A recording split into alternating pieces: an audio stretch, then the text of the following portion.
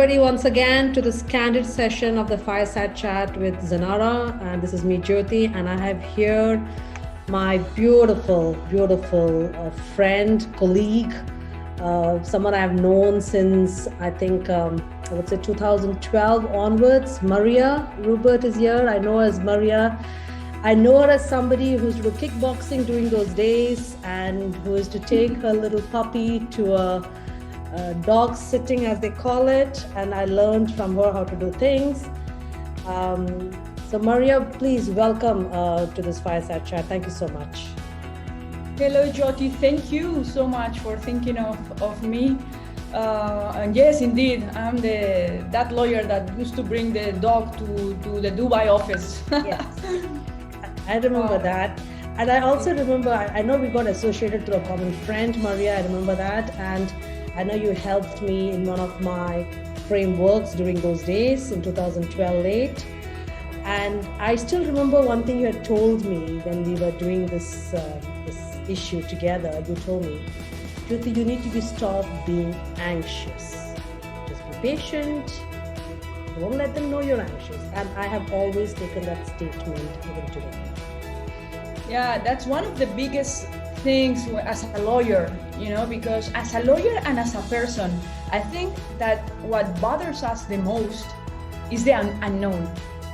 So when you are in the middle of whatever it is you are going, I tell my clients, I wish I knew I had a magic ball, I could see the future. But unfortunately, we need to be strong or pretend that we're strong and bear with the situation. And if we rush, we lose the grip of the negotiations. When you rush, you lose usually. Okay. So tell me a little bit about yourself now. I know you came down to Dubai in 2010, etc. But we've never gone into your professional space a lot. But tell me a little bit, what got you into becoming an arbitrator? Your journey. By chance, actually. Okay. I did everything that I did in my career out of instinct. I always chose things that moved me. If it doesn't move me, I don't do it. After I did my law degree in Spain, I went to the US to do my Master's of Law to become a lawyer in the US. So in order to do that, you do a Master's of Law and then you can take the New York bar. So my idea was to take my Master's of Law on human rights.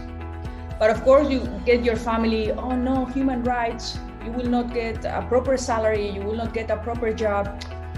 So I said, I do not really care about that, but I will go the first week to as many classes as I can to see if I get moved by anything. I had my doubts about the human rights path. So the first class, I had class with Professor Horacio Grigera Naon, Grigera in Spanish. I always say Grigera Naon, Grigera. And I said, oh, I want to be like Professor Grigera when I am older, Yeah. He was very wise and I loved what he was talking about. And more importantly, arbitration, you could live anywhere. So after the class, I said, tell me what I have to do to become an international arbitration expert. So I changed all of my courses, and until today, I love what I do. So fantastic, lovely. But you moved to Dubai, this was what, 2010 to the UAE? The very beginning of 2010. And tell me something, how is it different to practice what you practice at the moment, your profession here versus say in Spain or in Europe or in the US? What are the challenges, if any? Here you do have different challenges than we do in very well and established. Our civil code in Spain is from the 19th century. Yeah. Here in the UAE, the main challenge is that we have a system of law that is new. The country has grown faster than their laws. So one thing is the law that is in Arabic. So for foreign lawyers, you need to do a little bit of digging. And plus, sometimes the law is not being applied. So you need to know the practice. So it's very interesting. It's very it's something that is moving, that you can create law even by practice. So it's very interesting.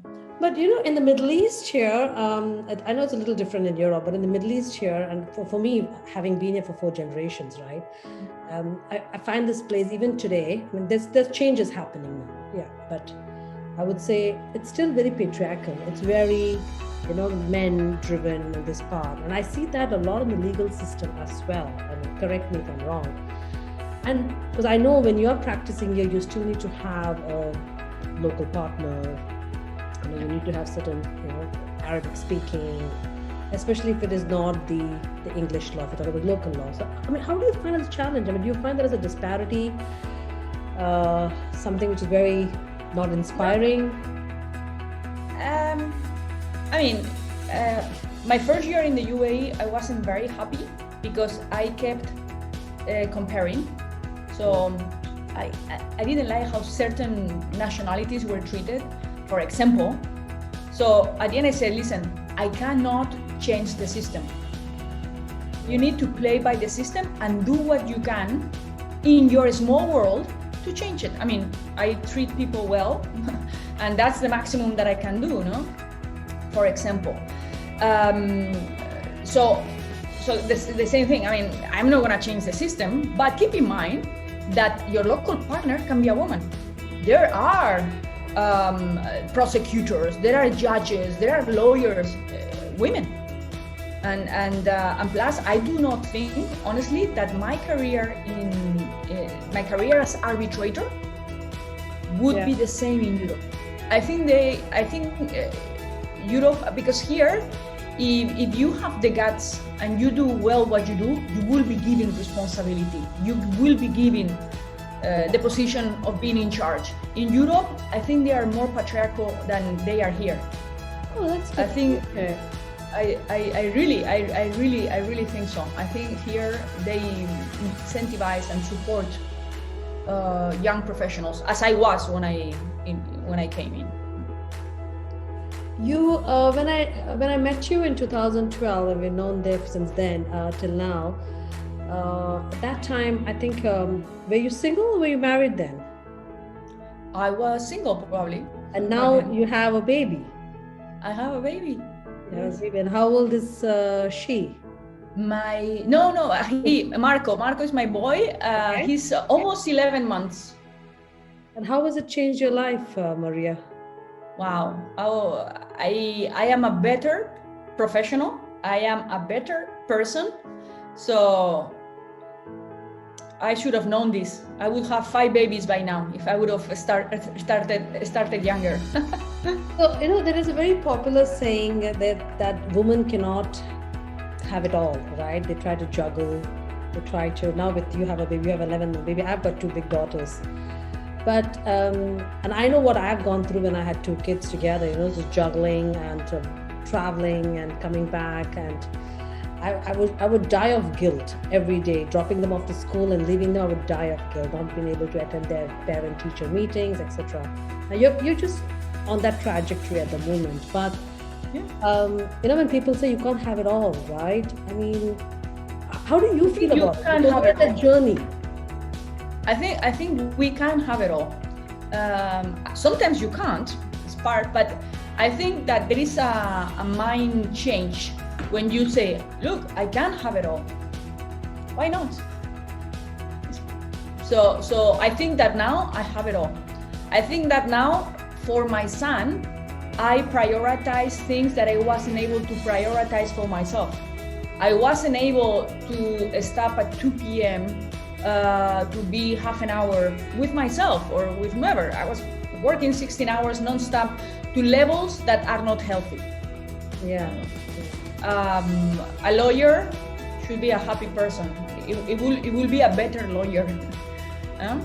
So, and plus you don't want your very tired lawyer to prepare your very complex submission. Yes, absolutely. So balance is important. I have to admit that my nights are sometimes long now. Okay. But I have all that I want. Maybe, I don't want long nights of sleep right now, because I prefer to be with my son for a few hours in the evening. So I can bath him, I can take him for a walk, and then at night. But yes, I do have what I want.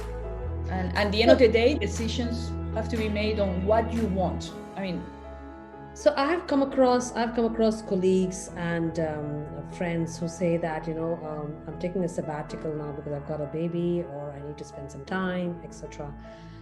I mean, what do you say about it? Because I've never taken a sabbatical in my work life, right? I've had work-life balance, but I've always been on the move. And I think you're similar. I've seen that too. I mean, what do you think about that? I mean, so then it goes back to the phrase that you can't have it all, right? Because someone is just taken a sabbatical and wants to spend time with their family. What do they need to motivate to come back, or have the continuity of having the career and the family together? What is it that the women lack for them to take a sabbatical? Is it family support, or is it, there has to be something that really gets the woman to take a back move? So you mean that when they take care of their babies, they don't come back, or they don't come back, or they just say, I want to spend some time, and they just sort of forego, and then maybe they say we'll come back after maybe say 7 years or 8 years and come back to work. But I don't see that as a very necessary requirement. I think that drastic changes are not good to anyone as a person. I mean, you were a full working person, professional, and all of a sudden you don't work. Yeah. I was actually having a chat with a friend. She was admitting this because she was asking me, oh, how are you doing? I said, well, I'm a better professional, I'm a better person. She looked at me and she said, oh, you are a good person. She said, I went through depression, through post-birth depression, because I lost my job. She was actually fired because of maternity. So she lost her identity. So then she said, I'm gonna take a few months and we'll come back. So I think that all or nothing is not good for anyone. Even if you are a business owner and you are a woman and you have a kid and you want to take some time with your kids, hire someone. Make less money, hire someone competent to run the company for you. Yes. Be on top of things, get a chat once a day or twice a day. So I'm sure I believe that there are always options. So What do you want, and what can I do to get myself there? So all or nothing doesn't work well for me. Yes. But hey, if my body would have asked me to say, hey, I was working at the hospital while I was getting my contractions, I am a different kind of person, and I was happy with that. But if you want to take a sabbatical, hire someone to handle your cases. I mean, or your work. There are always ways to do it. Yeah. I read in your resume, you are practicing a lot of activities on the CSR, You're mentoring students, and you teach and you lecture. Tell me something about that. That's a very interesting angle to somebody who's into law, into business and has a family, plus this little side, satisfaction. I actually have a YouTube channel. Yes. Oh yeah, that's another one. Yes, you have a YouTube channel. Yes. No, and I address lots of questions by students. Yeah, I believe that if you are young, you just finish your career, or you are studying. I remember when I was 19, I had to choose a law degree, even first any degree, and then within the field of law, which area of expertise. Oh, that was like torture. What is gonna give me the best job? What am I gonna, and I remember only few people told me there is no right or wrong. And it's true. At the end of the day, you need to follow your instinct. You need to choose what makes you happy, and you know what, you will get a job. Yeah. How many people do you know that have never had a job? No one. I mean, so I the purpose of my channel on helping students is to motivate them to do what they want as lawyers, to help them draft and tell stories, because we are storytellers. And it doesn't matter how much you know, but if you cannot communicate, you are lost. And that's probably applicable to the law profession and any profession. Yeah, interesting. So I think things that you enjoy doing, they don't seem as a burden. So it doesn't matter how much work you have, you just do it. Tell me something. I don't know if you've read about this latest news which came in the national news recently about women in the board and women in the listed companies in the UAE, which was just recently published. They spoke about having more women in the UAE listed companies, right? What do you think about that? I mean, you're on the board. You are one of the speakers in a lot of forums. You're on the board of a few companies. Do you see that as a shift? Do you see that as a positive shift? I mean, I see a lot of women being very shy, coming in the front. Actually, I think it's a positive move. Any country-backed up initiative in terms of equality is good. I've never had complaints about the UAE as a country and the opportunities that they give women, to be honest. Yeah. I actually find very amusing the UAE because you have a great number of families that move to the UAE, most of them because the husband or boyfriend or partner is relocated to the UAE. And you find highly capable women that are left with, what do I do now? They either need to find a job or set up a company. And I am amazed by many stories, of these women who, I don't know, you can think of Moms. Moms was created in 2011. I mean, the revenues now are in the 2 million figure. I also heard the story about a lawyer who moved here. She was doing public law in Europe, so nothing for her to do here. Yes. So she got started in the restaurant business. She ended up having 50 employees. Just thinking about a couple of people. So I wouldn't I wouldn't talk about the UAE about a country that doesn't give opportunities to women. Not at all. Fantastic. Very good. Tell me one thing. How do you interact? For example, when we have had situations again, right, when you have to say no to something or to somebody, right? And sometimes a no as an answer becomes not a very, very welcoming remark from the opposite side, and especially if it's a different gender. How do you react to something like that? Yeah, it's difficult to say no, especially in the Arab world. The Arab world doesn't digest very well no. So usually how the Arab world operates is that usually you will be given tomorrow, I will come back to you next week, but you never hear a no. So this, of course, you explain to clients.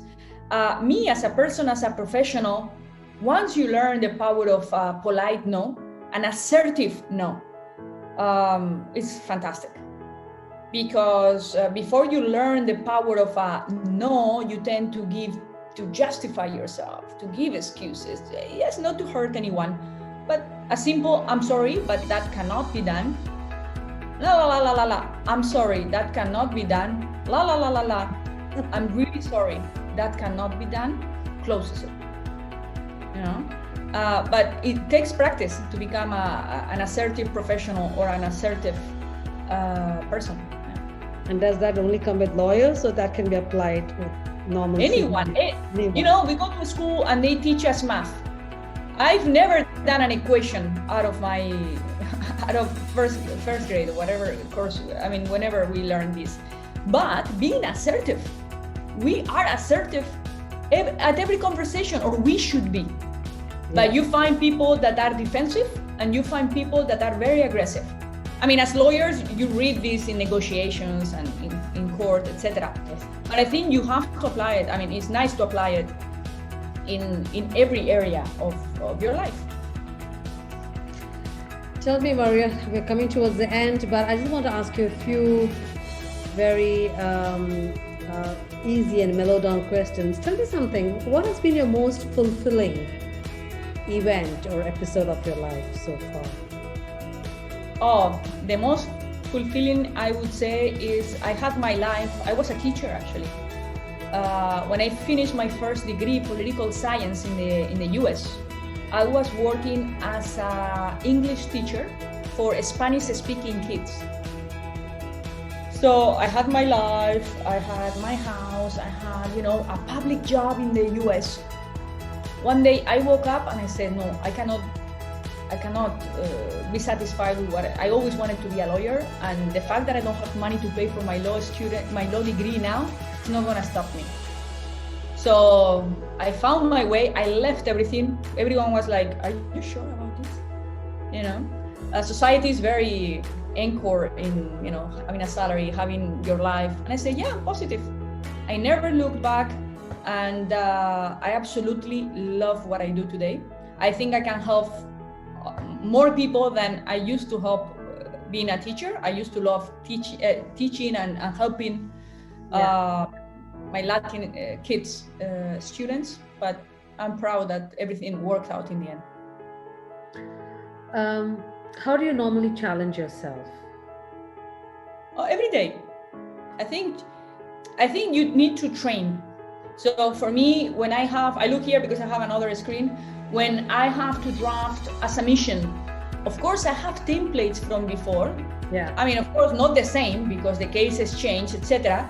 But my goal every day is to improve everything I do. Even when I send an email to a client, anticipate something else, add something else. So if you strive for success at all times, to excel, to improve, you're trained, to tackle. Okay, you may have the worst problem in front of you. Immediately think, what can I learn from this? What's the message? Why do I have this in front of me? There is a message. What can I learn? And what can I do today? What can I do now to work on it? And if you do that, when you lean forward, things start happening and you don't feel stuck on your chair. Okay, 2 more questions. When you're faced with a challenge or when you're in a situation, in adversity, what really keeps you motivated? Oh, the challenge itself. I love challenges. I love difficulty. So challenge moves me. Challenge takes the best out of me. I always say that, and if you are not a little bit afraid, you are not on the right track. Okay, that's a good saying. Okay, I love that. So whenever I got, it's like I don't know how many if you or those listening play tennis. You need to be on your toes. Yes, absolutely. So challenge keeps me on my toes, and ready to hit it. Exactly. So bring it on. Fantastic, lovely. Is there a message that you would like to give any of our viewers when we're going to post this? Anything to the women about your life experiences? Any anecdotes? Would you have a message across, Maria? My message is always the same. Do what moves you. Do what moves you. If you are stressed, dream about the things that you want to accomplish. Think about it. It will really take the stress out of you. And there is some magic. When you think about what you want to achieve, all of a sudden you find signs and you find that you are in the right track. So dream during the day, dream at night, dream. And think, what is the life that I want to have? What is the position? What is the profession that I want to have? And think, okay, so that's how it should be. What can I do today to get me there? And you will be amazed of what you are going to accomplish. So enjoy the ride and the challenges as well. Thank you. Maria, thank you so much. I mean, it's lovely to have you here. Thank you. Very motivated. Yeah, very, very motivated on this whole thing. Thank you so much. Thanks, Maria. We'll speak soon again. Bye-bye. Take care, everyone. Take care. Bye.